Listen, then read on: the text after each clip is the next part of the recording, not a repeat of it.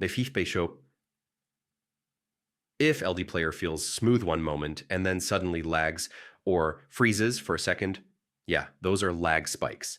They're usually caused by unstable settings, background load, or system conflicts. In this guide, I'll show you how to fix LD player lag spikes step by step in 2026. Let's get into it. First, restart your PC and don't open unnecessary apps before launching LD Player. Lag spikes often happen when background tasks suddenly wake up and steal resources.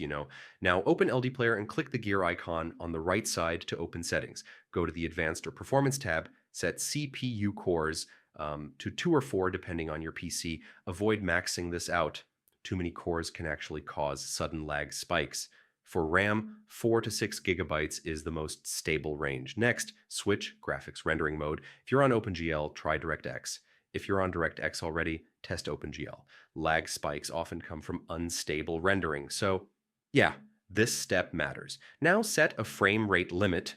Choose 60 frames per second. Unlimited frame rate can cause sudden drops when your system can't keep up, which leads to lag spikes. Set resolution to 720p. Set DPI around 240.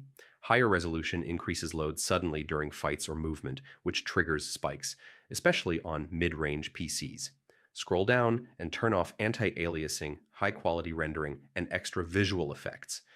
These features can cause micro-stutters that turn into noticeable lag spikes. Make sure virtualization is enabled on your PC. Without it, LD Player relies heavily on the CPU, which causes sudden performance drops under load. And that's it. With these changes, LD Player should run smoothly without random lag spikes. If this helped, save it, and yeah, check out the other LD Player fixes on the channel. See you next time.